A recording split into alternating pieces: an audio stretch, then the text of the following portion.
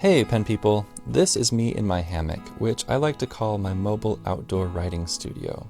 Having a hammock is like having a portable sofa, except more awesome because it can swing and it stuffs into a bag that's smaller than a toaster. But this video isn't about my hammock. Off the top of my head, I can't even remember what brand it is. So while I love my hammock, today I want to focus on my analog writing process in general, and how I take my creativity with me into the outdoors and on the go.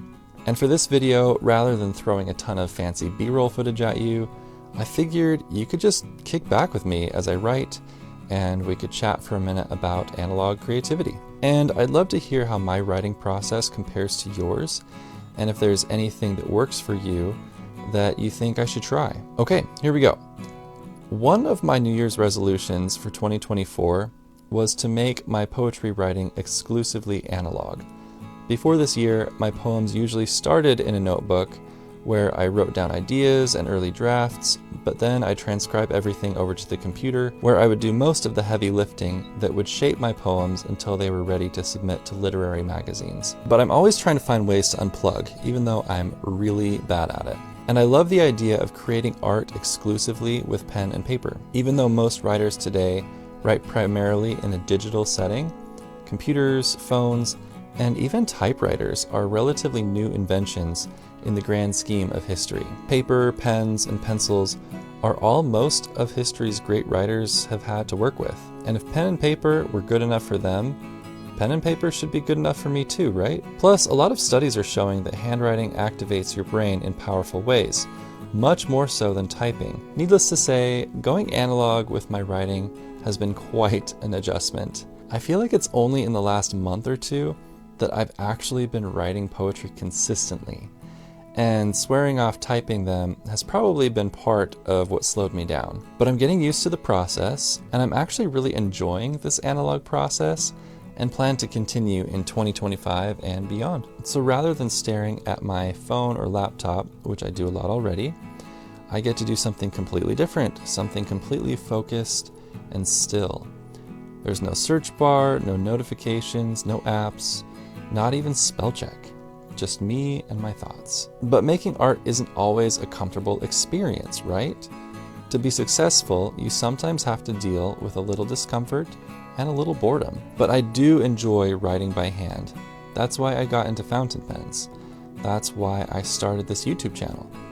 And I like the iterative process of drafting a poem by hand and then doing it again, slightly differently, and doing that over and over until it's more or less done. That's something that I didn't have when writing on a screen because there's that magical thing called a backspace key. But writing with a pen doesn't offer that luxury. Sure, you can cross out a word here and there with your pen, but to make big changes, you basically have to start over. And I kind of love that.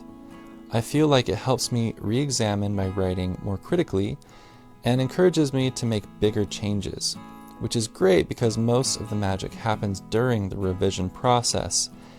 And so writing by hand helps me crack my poems open and change them in a different way that feels more thorough than revising on a laptop. Finishing my poems in analog format is still kind of a challenge though. I'm finding that once I get a poem as close to done as I can in my notebook, I still need to transcribe it to the computer to get a better sense for how it will look once it's published. But it's not that big of a deal because submitting to literary journals is almost exclusively a digital process now.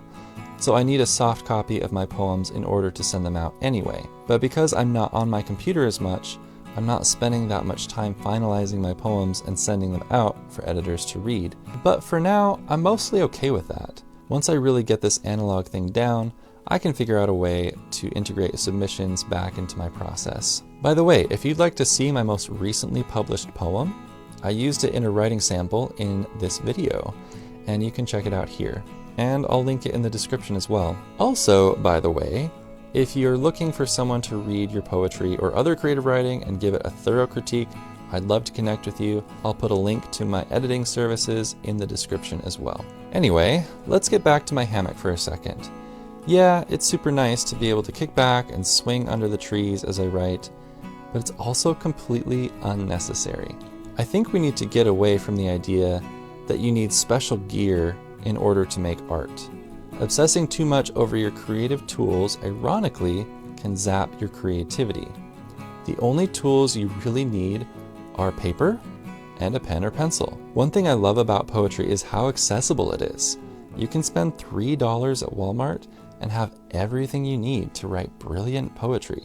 So ultimately, my portable outdoor writing studio isn't about my hammock. It's not even about the outdoors. When I really boil down my mobile outdoor writing studio to its essence, it's really about my pen and notebook themselves. Whatever you want to make, whether it's poems or novels or just simple journal entries, don't wait for the best tools and a pristine location.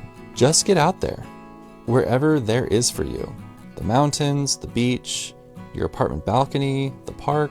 Take a pen and paper with you, unplug, write your thoughts down, and enjoy creating something beautiful the way people have been creating for thousands of years. Thanks for chilling with me. Again, I'd love to hear about your analog writing process. I'll see you in the comments.